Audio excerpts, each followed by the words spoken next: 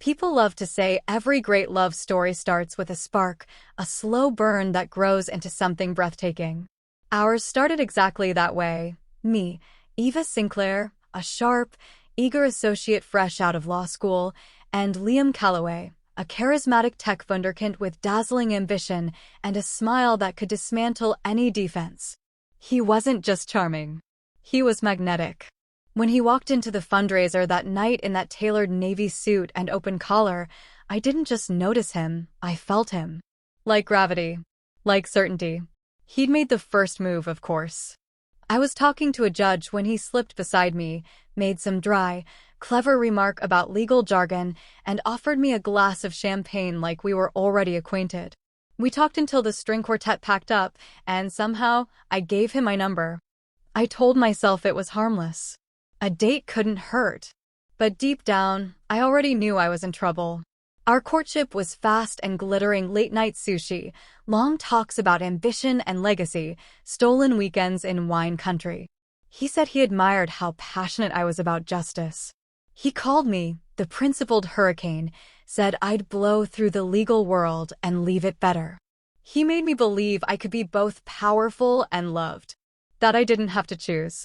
We got married under a canopy of wisteria, his hands steady in mine, his vows full of poetry and promises. People whispered about us, the power couple, beauty and brains, the dream team. And for a while, it was true. I believed it was true. But fairy tales, as it turns out, come with a cost. And sometimes, they're just really well-packaged lies. The shift didn't happen all at once. That's the thing about slow erosion. It doesn't look like danger until the ground's already gone. At first, it was subtle. Liam started coming home later, distracted. I'd ask how a launch went and get a vague fine in response. He stopped asking about my cases altogether, even the ones I was most proud of. I won a major class action lawsuit that took a predatory landlord to court, and all he said was, "That's cute, babe." I hope they actually change something. Cute. Like it was a school project. He stopped attending my firm events, said they were too stiff, and rolled his eyes when I brought up social justice work. He joked about me being too idealistic, too obsessed with causes that didn't affect us. I remember once, God, I still feel the sting. He was reviewing a pitch deck and glanced at me over his laptop. You know, if you ever get tired of playing lawyer for the underdogs, I could use someone with your brain at Callaway Tech. Just saying. It wasn't a compliment. It was a downgrade. As if my years of late nights, trial prep, and grueling litigation meant nothing unless they served his empire. Still, I told myself he was stressed. That scaling a company came with growing pains. That marriages had seasons. I rationalized his disinterest, absorbed his arrogance, and tucked away the ache. That's what we're taught to do, right? Be the understanding partner. Be patient. Support his vision, even when it dims your own. I wasn't naive, I knew love took work. But I didn't realize I was the only one still working. His phone buzzed constantly. Messages he wouldn't let me see. Last-minute networking retreats that conveniently didn't allow plus ones. He'd leave for days and come back with hollow eyes and expensive souvenirs. A designer scarf I'd never wear. Perfume I didn't like. One time, he brought home a framed quote for my office that read, "Behind every successful man is a woman who didn't complain." I laughed at first, thinking it was a joke. He didn't. But even through all of that, I still wanted to believe. That's the real tragedy. Not the betrayal, but the lengths you'll go to protect the illusion. I played my part like a pro. Smiled at charity galas, nodded politely during tech panels where he talked about changing the world. I posted anniversary tributes and tagged him in curated moments, hoping if I made it look beautiful enough, it might start to feel that way again. But love built on performance eventually collapses under the weight of pretense. And in the quiet moments, the truth kept slipping through. The way he looked at me, like I was a relic from a version of his life he'd outgrown. Like I was the footnote to his success story, not the co-author. There was one night I'll never forget. He was pacing our kitchen, Bluetooth in his ear, barking orders to someone on his team. I stood there, holding a takeout bag, and he looked straight through me. Didn't even register I was there. When he finally hung up, I asked if he wanted to eat. He said, "I've already got what I need," kissed my cheek out of obligation, and disappeared upstairs. That night, I sat alone at our marble island, picking at cold noodles, wondering when exactly I became invisible. And worse, when I agreed to it. They say hindsight is 20/20ths, but I saw the signs. I just chose not to look closely. Because if I did, I'd have to admit that the perfect life I'd built, the husband, the house, the facade, was hollow. That I'd given everything to a man who once said I was brilliant, only to reduce me to background noise. But that was then. That was before the truth. And the truth? It has a way of burning down illusions. Even perfect ones. There's a moment when suspicion becomes certainty. When the gnawing in your gut sharpens into a blade. When you stop justifying the silence, the absences, the cold glances. That moment came for me on a rainy Tuesday evening, with Liam's old laptop humming softly on the guest room desk, left behind, like an afterthought. Like me. He'd upgraded months ago, always needing the latest gear to match the image. But I remembered this one still worked, and he hadn't bothered to wipe it. I hadn't intended to snoop. Not really. I'd gone in looking for a file, a document I thought might be useful for my own case prep. That's what I told myself. But the truth was more shameful than that. I was looking for him. For answers. For something real in the silence he'd wrapped around our marriage like a noose. I knew the passcode. Of course I did. It hadn't changed since the early days, our wedding anniversary. 0908. Back then, I thought it was romantic. Now, it felt like a trap I'd willingly walked into. The screen came to life, and at first, everything looked mundane. Folders, spreadsheets, pitch decks. I scanned through them half-heartedly, wondering if this was just another dead end, another instance of me playing detective while he played God. And then I saw it. A folder labeled Client A Archive. Subtle. Deceptive even. But something about the capital letters and the dash set my pulse racing. I clicked it open and found nothing but a link, one hidden shortcut leading to a buried webmail account. Not Gmail. Not anything mainstream. It was hosted on some obscure private server with encrypted access, but he'd stupidly left it logged in. The moment the inbox loaded, I stopped breathing. The name, Talia, flashed across the screen over and over again. Not a client. Not just a client. Her profile photo was a perfectly filtered portrait, sun-kissed skin, sultry eyes, lips parted just enough to seem candid.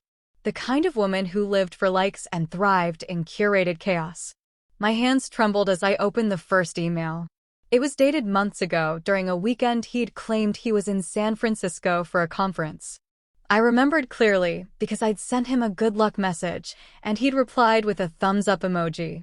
But here, in this email, was the truth. A photo of the two of them at some exclusive vineyard, their faces close, her lipstick on his cheek. The subject line, still dreaming about that view, and that night. My mouth went dry. I clicked another. And another. Threads of flirtation and seduction stretched endlessly, inside jokes, pet names, suggestive photos. Some of them left no doubt about what they'd done, where they'd gone, and how often they'd met under the guise of business. I wanted to look away, but I couldn't. The betrayal was grotesque, yes, but it was also magnetic. Like watching the aftermath of a crash you'd been in but couldn't remember. In one exchange, she called him my tech god, and he replied, "You're the only thing I want to invest in." I actually laughed at that one. Bitterly. The same man who once told me he respected strong women was now throwing cliches at an influencer like confetti. My heart didn't just break, it calcified. All those times he'd canceled dinner, showed up late to charity galas, shrugged off my courtroom wins, it wasn't stress. It wasn't burnout. It was her. It had always been her. But here was the kicker, the one that made my breath catch in my throat. Tucked near the bottom of one thread was an email from him titled, "Starting Over." He talked about buying property in Miami. Starting fresh. Talia deserves a real partner, he'd written. Not someone stuck in the past with obligations that don't inspire me anymore. Obligations. That's what I'd become. A legal anchor holding back his yacht of narcissism. And he had the audacity to think I'd go quietly into that good night. That I wouldn't notice. That I'd fade out like a feature he could uninstall. I sat back, my fingers numb against the keyboard. The rain tapped against the window in rhythmic accusation.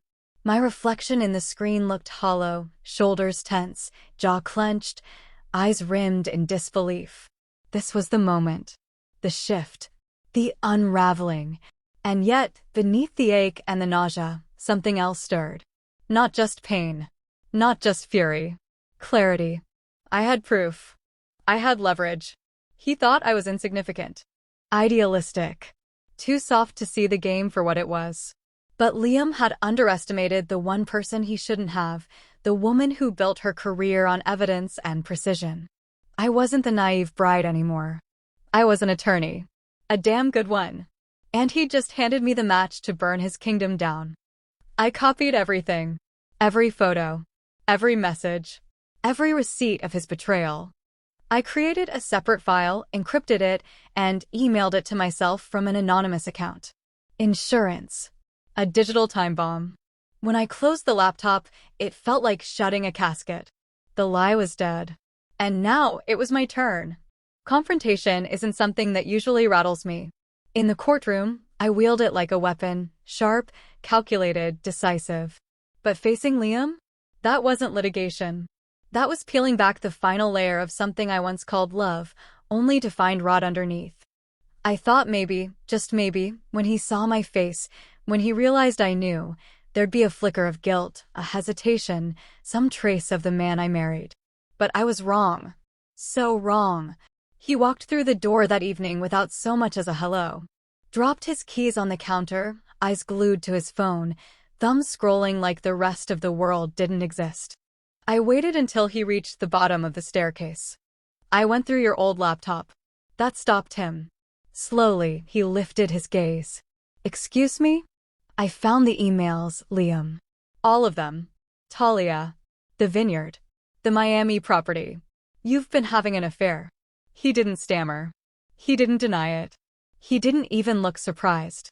He exhaled like I'd inconvenienced him, like I'd interrupted a meeting. Then he laughed. A low, smug chuckle that hit me like a slap. Jesus, Eva. You went through my laptop? That's rich. My mouth opened, but nothing came out. I hadn't expected contrition. I wasn't foolish, but I hadn't expected mockery either. You're seriously upset about Talia, he said, tilting his head like I was the irrational one. God, you're predictable. Predictable. I repeated, stunned. You and your moral pedestal. You always think you're better than everyone else. So noble. So righteous. But newsflash, Eva, nobody cares about your crusades. You're a B-list attorney doing A-list cosplay. I took a step forward. I've dedicated my life to holding corrupt systems accountable. You build apps that stalk people's data and slap neon logos on them. He smirked. And yet, I'm the one Forbes writes about. Isn't that funny? The room swirled with silence, thick with years of things unspoken. My heart was hammering, but my voice stayed level. I gave you everything. I supported your vision. I believed in you even when you didn't deserve it. And now what? He said, arms spread. You want a medal? You want me to cry? Look, Eva, it's done. I've already hired a divorce lawyer. The words hit like ice water. I'm moving forward with Talia.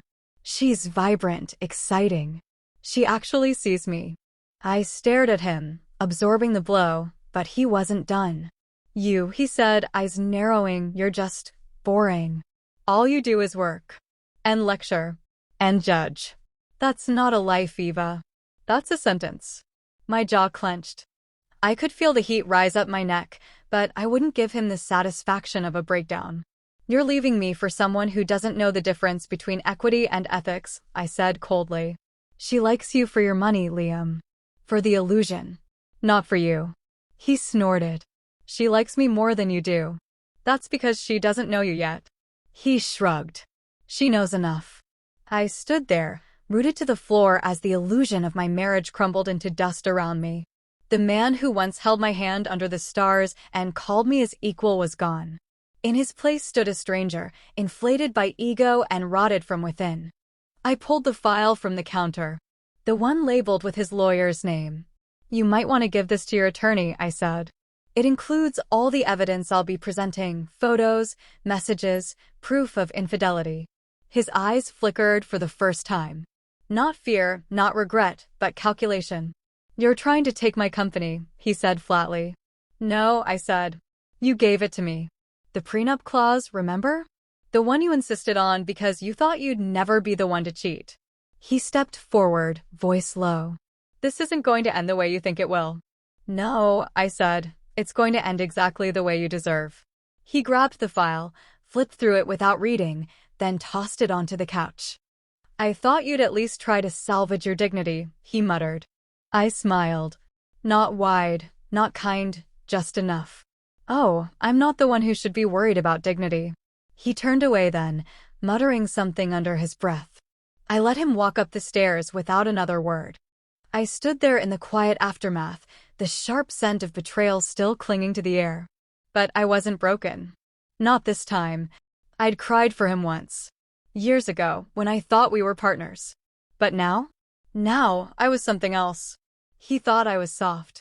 A background character in his success story, but he forgot who I was. I was Eva Sinclair. Attorney. Strategist. Survivor. And the game had just begun. The divorce papers came on a Thursday. Cold envelope, plain manila, no note. Just the official beginning of an ending Liam thought he could choreograph with the precision of a product launch. He didn't deliver them himself, of course. That would have required eye contact or a modicum of courage. Instead, he sent Caleb. Caleb was the kind of man who always hovered at the edge of significance, Liam's old college roommate turned occasional consultant. He fancied himself charming, with his too loud laugh and overuse of cologne.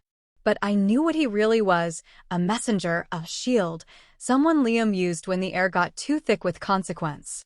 When I opened the door, Caleb was already fidgeting with his phone, pretending not to feel awkward.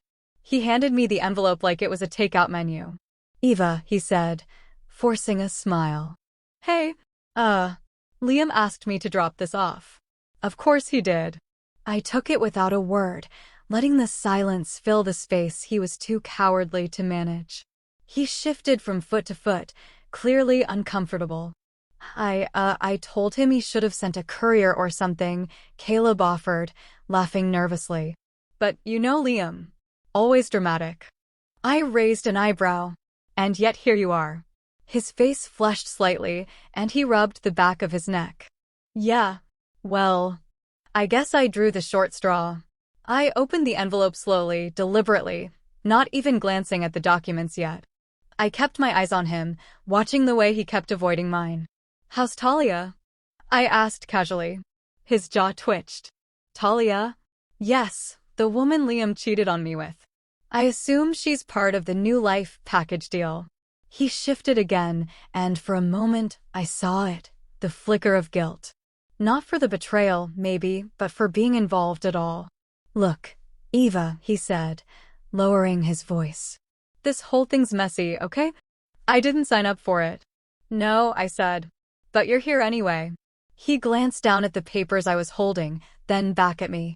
Just between us, you're not going to sign right away, right? I paused. Why? He looked flustered, regretting the question before he even finished it. I just meant, it's complicated. These things take time. He's trying to keep things calm, not escalate. And there it was. That clumsy little breadcrumb he hadn't meant to drop. The words weren't legalese, they were strategy. Stalling. I stared at him. Caleb, why would Liam want to keep things calm if he's so certain this divorce is what he wants? He froze. I don't know, Because, I said, stepping forward, if I file with the proof of infidelity, I get 50% of his company. That's what the prenup says. He paled. His lips parted like he wanted to deny it, but the damage was done. Does he really think he can drag this out long enough for me to lose leverage? I asked, voice low, venom quiet. Caleb didn't answer. I held up the divorce papers. Tell Liam this isn't a negotiation. And the next time he sends someone to my doorstep, make sure they're prepared not to talk. Caleb nodded mutely, already backing down the steps. Yeah. Okay. Got it. I watched him retreat to his overpriced SUV, gripping the steering wheel like he needed to hold on to something real. I shut the door before he drove away. Then, I sat down at the kitchen table and pulled out the full set of documents. As I skimmed through them, everything became crystal clear. The language was standard. Cold. Nothing unexpected until I looked at the proposed timeline. Months. A strategic delay disguised as mediation and asset review. He was trying to run out the clock. Trying to keep the prenup clause from activating. But the fool didn't realize who he was dealing with. This wasn't just personal anymore. It was professional. I poured myself a glass of water, not wine. I needed clarity. I needed focus. And I needed a damn good counterstrike. There was a reason I never mixed business with my marriage.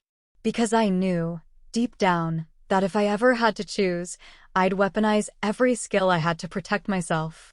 I'd fight not just to win, but to expose. I pulled out my notebook and began to sketch the timeline. The dates of Liam's affairs. The emails. The moments of undeniable infidelity. I highlighted every instance that aligned with major decisions at Callaway Tech, because if this dragged into court, I wouldn't just claim my share. I'd dismantle the fantasy he built for the public. Brick by brick. Liam thought he was clever. But he'd made the fatal mistake of treating me like a pawn. And I had just found the edge of the board. I made the appointment through a secure line, used my assistant's name as the contact, and didn't mention mine once. Jason Reed was a name you didn't just hear, you remembered. He was the kind of attorney people hired when they wanted to win ugly. Corporate takedowns, ironclad NDAs, offshore laundering shields, he handled it all. Naturally, Liam chose him. Of course he did. A shark hiring a bigger shark. The receptionist led me through a sleek hallway lined with abstract art into a glass-walled conference room. Jason was already seated, reviewing something on a tablet. He didn't look up until the door clicked shut behind me. And when he did, I watched the recognition ripple across his face like a glitch in a system. He sat up straighter. The tablet lowered just a fraction. His eyes narrowed. "You're Eva," he said slowly, unsure if he should stand. "That's right," I replied, lowering myself into the seat across from him. He closed the tablet. "I wasn't informed you'd be coming." "I imagine you weren't." Liam rarely volunteers information that makes him uncomfortable. Jason blinked, measuring me, assessing what version of this story he'd been sold. I reached into my briefcase and pulled out the slim black folder I'd brought with me. I placed it on the table between us and slid it forward. "What's this?" he asked. "Proof," I said calmly. "Of Liam's infidelity. Romantic photos. Email correspondence. Travel receipts. All of it time-stamped. All of it admissible." He didn't reach for it right away. I could tell he was recalibrating. "Eva, I understand this situation must be emotionally challenging." "Oh, don't insult me," I cut in, tone like ice. "This isn't emotional. This is legal. And if you're half the strategist you're rumored to be, you'll want to understand what your client has really done." Jason paused, then slowly opened the folder. He scanned the first few pages, his brow furrowing deeper with each line. When he reached the photo of Liam and Talia on the yacht, the one with her straddling his lap, cocktail in hand, he closed it. "You realize this changes things," he said quietly. "It should," I replied. He leaned back, thoughtful now. "Liam told me you were a passive spouse. Idealistic, but not aggressive." My lips curled. "And you believed him." "To my fault, yes," Jason admitted. "But this prenup, if you can prove he violated the terms." "I can," I said. "And I will. The clause is airtight. You've read it." He nodded once. "I have." "Then you also know it states that infidelity, defined clearly and thoroughly, entitles me to 50% ownership of Callaway Tech." Jason didn't flinch, but his silence told me everything. He had done the math. This wasn't just a messy divorce anymore. It was a hostile asset transfer. "I'm not here to drag this out," I continued. "I want what I'm entitled to. I want my share clean, direct, and immediate. If you can convince Liam to sign off quickly, I'll avoid going public." Jason studied me, weighing the storm that had clearly been misjudged. You're prepared to go that far? If Liam chooses to escalate, I won't blink, I said. The media loves a tech scandal. And let's not forget, your client's public image is half his value. He didn't argue. He knew I was right. I'll speak with him, Jason said after a long moment. But off the record, he's made a grave miscalculation. I stood, collecting my folder. Yes, he married someone he couldn't manipulate. Jason extended a hand. I shook it. His grip was firm, but not dismissive this time. It was the handshake of someone who finally saw the battlefield clearly. As I walked out of that office, every step felt steadier than the last. I wasn't reacting anymore. I was moving with purpose. Liam thought he had the upper hand by hiring a ruthless attorney. What he didn't anticipate was that I'd come prepared to match fire with fire. And the best part? He had no idea the man he trusted had just looked me in the eye and seen exactly what I was capable of. I was no longer the background wife. No longer the underestimated idealist. I was the storm at the gate. There's a certain stillness that settles in right before a strategic strike. Not fear.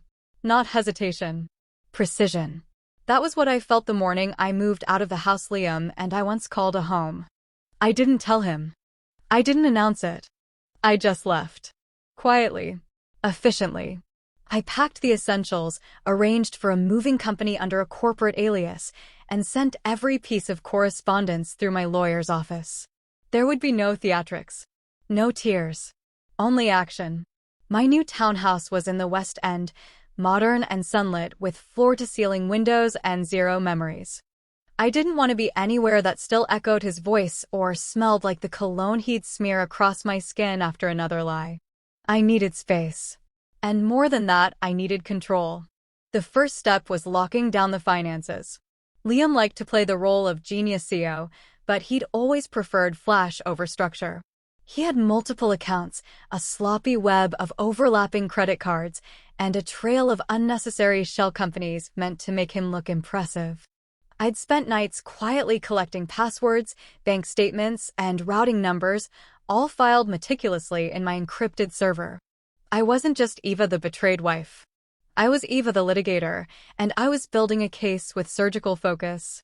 I froze every joint account the second I was legally allowed. The prenup gave me that right, and I wasn't about to let him siphon another cent to fund Talia's five-star brunches or her designer handbags. I reported misuse of marital assets to my attorney, who immediately filed an injunction preventing any large withdrawals or asset transfers. Liam might have been the public face of Callaway Tech, but I knew the underbelly better than he thought I did. Then came the board. Liam had built his company like a cathedral to his own ego, towering, shiny, and hollow at its core. But the board members? They were pragmatic. Investors with nerves frayed by scandal. They weren't interested in loyalty. They were interested in stability. I sent them a courtesy letter, on official letterhead, outlining the current legal situation in strictly professional terms. I included a single paragraph summarizing the clause in the prenup and hinted at the possibility of operational disruption if Liam continued to act recklessly. I didn't accuse. I didn't threaten. I simply presented the facts with the kind of calm that makes people listen. Within 24 hours, I received 5 private messages from board members. 3 of them wanted a call. 1 offered an off-the-record meeting. The 5th forwarded me a list of financials I wasn't even supposed to see. The tide was turning. Liam, of course, responded in the only way he knew how, by throwing a tantrum. I heard from a mutual contact that he'd stormed into Jason Reed's office demanding to know why the narrative was slipping out of his control. Jason had apparently handed him a copy of the evidence file I'd presented. According to the source, Liam barely made it through 3 pages before slamming it shut and walking out. He thought he could bury the truth. He thought silence and charm would keep everyone in line. But silence was my weapon now. While he scrambled, I built. I hired a forensic accountant. I created a trust for my portion of any forthcoming settlement. I documented every text message, every strange charge, every unsent email Liam had deleted but left lingering in cloud storage. He didn't know how deeply I'd dug into the infrastructure of his empire, how well I understood his ego-driven bookkeeping. I was building a timeline so airtight, even he couldn't lie his way around it. And I did it all without raising my voice. There were no social media tirades. No teary confessions to friends. I let the story write itself. Let the facts whisper louder than any scandal. I learned long ago that power isn't about volume, it's about precision. And Liam? He'd always been noisy. I thought back to the night I'd confronted him, the way he smirked like he still held the reins. That memory didn't sting anymore. Now it fueled me. Every time he underestimated me, every time he dismissed my work as idealistic, he sharpened the knife I was now turning. I didn't need revenge. I needed resolution. So I built it brick by quiet brick, while he blustered and stumbled in his own mess. And when the final reckoning came, there would be no screaming. No drama. Just the truth delivered so calmly it would ring louder than anything he'd ever said. The email from Jason Reed came early, 6:03 a.m. sharp. His messages were usually concise, but this one had a tone that nearly hummed through the screen. It read simply, effective immediately, I am withdrawing as counsel for Mr. Calloway. Please direct all further communication to his office directly. I read it 3 times before allowing myself a breath of satisfaction. Jason Reed did not drop clients unless there was a stench that wouldn't wash off. And Liam? He reeked of ego, deception, and the one thing high-profile attorneys hated most, unpredictability. I forwarded the message to my legal team, then sat back in the chair of my townhouse office and stared out at the gray morning sky. The storm had shifted. I could feel it. The silence from Liam was telling: no rage-filled emails, no last-minute settlement offers, no self-aggrandizing texts pretending he still had control. He was slipping, and worse, he knew it. By noon, my phone rang twice with inquiries from 2 other firms. Both had apparently been approached by Liam to take over his case. Both declined. I smiled as I hung up the second call. He was becoming radioactive. That was the word one of the firms used. We're going to pass, Ms. Sinclair. Your documentation is thorough, and quite frankly, the narrative around Mr. Calloway is turning radioactive.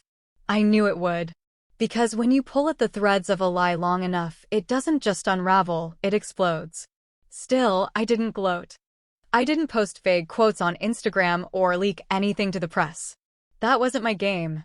I wasn't here for his destruction. I was here for my truth. And Liam, ironically, was destroying himself just fine without my help. It wasn't long before he showed up uninvited at my firm. I was coming out of a deposition prep meeting when I saw him standing by the elevators, trying to look composed in a crisp suit that couldn't hide the bags under his eyes or the redness in his face. His shirt was wrinkled at the collar, and his left cufflink was missing. He looked diminished. The receptionist gave me a nervous look. He insisted he wouldn't leave until he saw you. I walked over calmly. This isn't the place. He straightened up like it was a performance. Eva, I just need 5 minutes. I glanced at the associates watching from down the hall and led him into an empty conference room, closing the door behind us. Make it quick.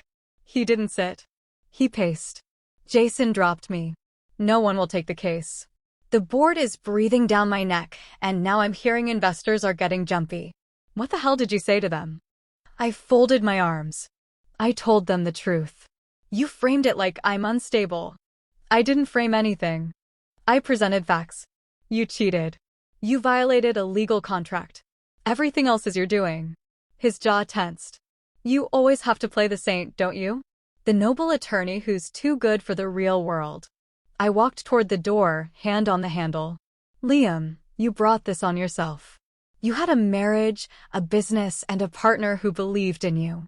And you threw it away for someone who calls herself a digital muse and thinks ROI means rings of influence. He laughed bitterly. You're enjoying this.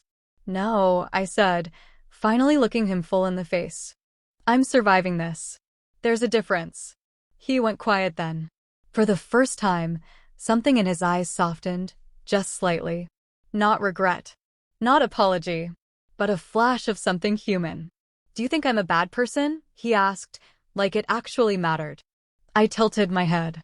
I think you're a selfish one. And selfish people usually ruin everything they touch. He didn't respond.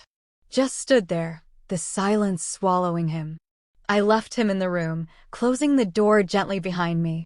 It wasn't my job to walk him out of the ruins he created. That was his burden now. Later that evening, I sat on my balcony with a mug of tea, watching the sun dip below the rooftops.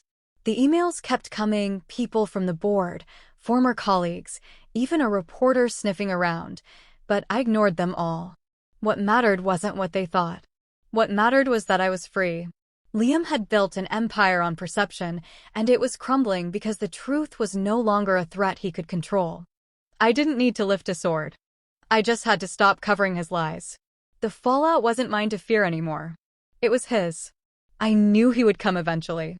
It was only a matter of time before the man who once laughed at the idea of consequences would find himself backed into a corner with nowhere left to run.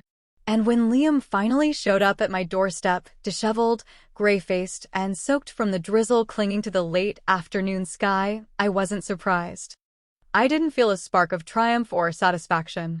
Just clarity. He stood on the stoop of my townhouse, shoulders hunched in a wrinkled blazer that had clearly been worn too many days in a row. His eyes darted around like he was afraid someone might see him here, like being vulnerable in public might shatter the last shard of control he was desperately clinging to. I opened the door slowly, not bothering to greet him. I just stepped aside and let him walk in, because I wanted to hear what he would say now that the house of cards had collapsed and he could no longer pretend the wind wasn't real. He stepped inside, dripping faintly onto the hardwood, hands stuffed into his coat pockets as if trying to keep himself from unraveling. "I didn't know where else to go," he said. "You could have stayed where you were," I replied, voice calm. I didn't raise it. I didn't need to. My silence had grown teeth. He didn't sit. He paced. Always pacing when he was cornered. "Eva, look, I know I've messed up." I watched him carefully. There were no cameras here, no investors, no reporters. Just us. Just whatever was left of the ruin he created. "I lost almost everything," he said, voice cracking faintly. "Jason dropped me. The board wants me out. I don't even know if the company can survive this quarter. Talia's, she's gone." I raised an eyebrow. Gone. She left. Blocked me on everything. Took the car, half the stuff I bought her, and vanished. He gave a bitter laugh. Turns out, she wasn't in it for the long haul. My arms crossed over my chest. But I was, right? That's what you want to say. He stopped pacing and looked at me like he'd just remembered who I was, what I'd been. I didn't realize what I had. Not until I didn't have it anymore. You were the one person who always told me the truth. Who challenged me. Who stood by me when no one else did. You didn't want the truth, I said quietly. You wanted applause. He stepped closer, hands raised like I was a startled animal he had to approach gently. "Eva, please. Don't take the company. I know what the prenup says, I know what I did. But Callaway Tech, it's all I have left." I stared at him. The desperation on his face was palpable. Gone was the smug tech mogul who once sneered at my work. Gone was the man who mocked my convictions and called me boring. What stood before me now was hollow. A shell trying to salvage scraps. "You didn't think about that when you cheated," I said. "You didn't think about the consequences when you brought her into our life, when you laughed in my face and told me I was beneath you."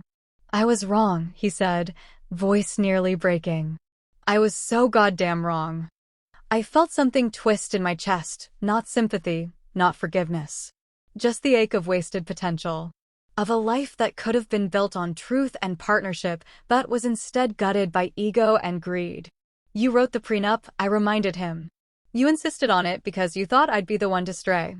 You wanted to protect your empire from me. But you ended up destroying it yourself." "I know," he whispered. "I'm not going to scream, Liam," I said. "I'm not going to throw things or cry or demand apologies. I'm just going to take what's mine. Legally. Quietly. The way you never expected I would." He lowered his head. "I spent years being loyal to a man who saw me as a trophy with a resume. I swallowed insults, dismissals, and betrayals to keep the peace. But now? I don't owe you peace. I don't owe you anything." He looked at me with eyes that finally held fear. Real fear. Not of me, but of the future he created. I'll be fair with my shares, I continued. I've already appointed a CEO to manage them. Someone competent. The company will survive, just not under you. His mouth opened, but no words came. Goodbye, Liam. I didn't escort him to the door. I just turned and walked away, leaving him to let himself out. After a moment, I heard the door close behind him. I stood in the quiet of my home, surrounded by clean walls, crisp air, and no trace of him. No scent of his cologne. No ghost of his chaos. The storm was passing. And I was still standing. The courtroom wasn't dramatic like the ones on television. No thunderous objections, no gasps from a gallery. Just stale air, the faint squeak of shoes on polished floors, and the slow, deliberate ticking of the wall clock that oversaw every second of Liam's unraveling. He sat across from me in a gray suit that no longer screamed power. It sagged around his shoulders, like it couldn't find the man it was tailored for. His jaw was tight, but the bravado was gone. He wasn't there to win. He was there to concede. The hearing was short. Most of the work had already been done behind the scenes, disclosures filed, clauses activated, depositions recorded. My legal team came prepared, their case airtight. We didn't need grand speeches or theatrics. We just needed facts. And we had them all. The judge reviewed the prenup, the documentation of Liam's infidelity, the timestamps, the photos, the travel records. No room for interpretation. No space for denial. It was the kind of case that lawyers pray for: clean, indisputable, irreversible. Liam barely looked at me. I didn't expect him to. He'd spent the better part of our marriage averting his eyes from the truth. Today was no different. When the ruling came, I didn't flinch. I didn't smile. I just listened as the court granted me 50% ownership of Callaway Tech, as stated in the binding prenuptial agreement. The language was sterile, emotionless, as all legal decisions are. But I felt the shift. Not just in the courtroom, but in myself. It was over. He tried to walk out before me, head down, shoulders hunched. I watched him go, the final remnants of his pride dissolving into the air like smoke. There was no applause. No gavel slam. Just the soft echo of his footsteps fading down the hallway. The next morning, headlines started to circulate. They weren't my doing, but I wasn't surprised. A leak here, a whisper there, investors had long memories, and journalists even longer reach. Callaway Tech co-founder loses half ownership in divorce settlement. Prenup enforces 50% transfer after proven infidelity. Tech power couple divides empire. The articles weren't unkind to me. They painted me as the composed legal mind who played the long game and won. Some called me brilliant. Others called me ruthless. I didn't care. What mattered was that the truth was out. Liam could spin all he wanted. There were no more secrets to hide behind. And Talia? She vanished like a ghost in sunlight. I heard from a mutual acquaintance that she left 2 weeks before the hearing. She took the condo Liam bought her, the car, and everything else she could squeeze out of him. When he told her about the prenup, about losing half the company, she apparently packed her things and walked out mid-conversation. No fight. No loyalty. Just a clean break. The irony was painful. He gave up our marriage for someone who cared less about him than he ever cared about me. He tried texting me once after the ruling. Just one message. I didn't think it would end like this. I didn't respond. Not because I didn't have anything to say, but because he didn't deserve to hear it. Instead, I forwarded the text to my legal team, just in case. I'd learned by now that silence, when calculated, could be louder than a scream. Owning half of Callaway Tech wasn't about revenge. I wasn't interested in sitting on the board or reshaping its brand. I'd already appointed a CEO, someone with actual vision and integrity, someone who'd stabilize the mess Liam left behind. My ownership was power, yes, but also protection. A shield to ensure no one could erase what I endured or try to write me out of the narrative again. After the paperwork was finalized and the signatures dried, I returned home to a quiet evening. I poured myself a glass of wine, not for celebration, but for acknowledgement. I walked through my townhouse, light pouring in through the high windows, and felt a kind of stillness I hadn't felt in years. It wasn't victory that pulsed through me, it was release. I wasn't angry anymore. I wasn't holding on to the betrayal, or the humiliation, or even the sadness. I'd taken back what was mine. I had faced the man who tried to diminish me and walked away with my head high. That night, I lit a single candle in the living room and stood by the window, watching the lights of the city flicker and stretch across the skyline. The same city where Liam once told me we'd build an empire together. And maybe we had. But I was the one left standing on solid ground. The deal was done. The marriage, the court, the press, all of it finished. And I was just beginning. I stood barefoot on the deck of my new coastal property, the salt-heavy breeze lifting strands of my hair as I gazed out at the endless blue. The ocean didn't ask questions. It didn't want apologies or explanations. It just moved, constant, unapologetic, free. That was how I wanted to be. That was who I was becoming.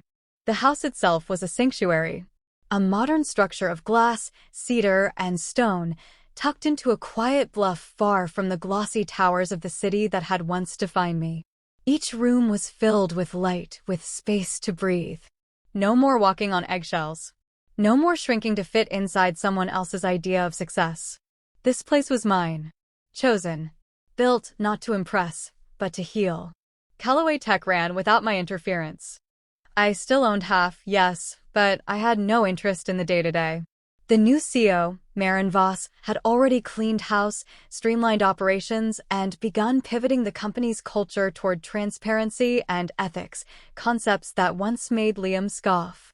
Now they were the pillars holding up his legacy. A fitting twist of fate. And as for Liam? The last I heard, he'd moved into a nondescript condo downtown, away from the luxury high-rises he used to flaunt. His name had faded from the media cycle, replaced by younger, shinier tech stars. Talia never resurfaced. No interviews. No posts. No dramatic farewell. Just silence, which felt poetic, really. They'd both chased noise, and now they had none. I didn't hate them anymore. That was the most surprising part of it all. My rage had burned hot and bright. But it had also been finite. It wasn't hate that had rebuilt my life. It was something quieter, steadier, determination, self-respect. My legal firm had expanded.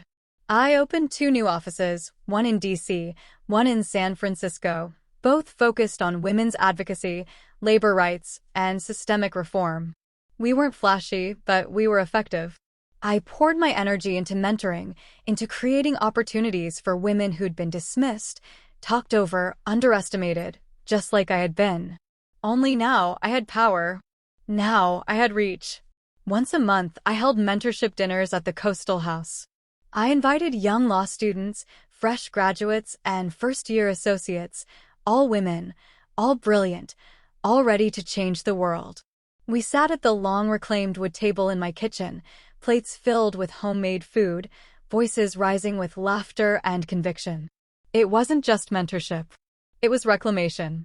A reminder that no matter how many times the world tried to erase us, we still got to write our own stories. And mine? Mine had just begun. I kept a journal now, something I hadn't done in years. Not because I needed to record every detail, but because some moments deserved a quiet place to land. I wrote about the day the court granted me the settlement, about the first morning I woke up in my new home without checking my phone for headlines. I wrote about the first time I smiled without hesitation. The first time I slept without dreaming of betrayal. One entry, dated a few weeks ago, stood out to me when I flipped back through the pages. It said, "Liam took my past, but I took my future. And I built it better." That was the truth of it. He had stolen time from me, years I gave freely, wholeheartedly, believing in a version of him that didn't exist. But I didn't let that theft define me. I turned it into fuel, into purpose. I had learned to trust myself again, to listen to my instincts without second-guessing, to value my voice, not just in court, but in my own life. That was the real victory, not the company, not the shares, not the headlines. Me, the woman I had become. As I stood there on the deck, a tray of fresh tea balanced in my hands for the incoming guests, I felt a calm I couldn't have imagined a year ago. I wasn't waiting for the next shoe to drop. I wasn't bracing for betrayal. I was simply here, rooted and unshaken. The doorbell rang, 3 sharp chimes, followed by laughter. My guests had arrived. I turned, walking toward the sound, the sun catching on the rim of my mug. Another dinner. Another night of ideas, of fire and hope and plans spoken aloud by women who knew what it meant to be overlooked and chose to rise anyway. And as I opened the door, I felt it again, that fierce, quiet knowing in my bones. Eva Sinclair wasn't just reborn. She was finally free.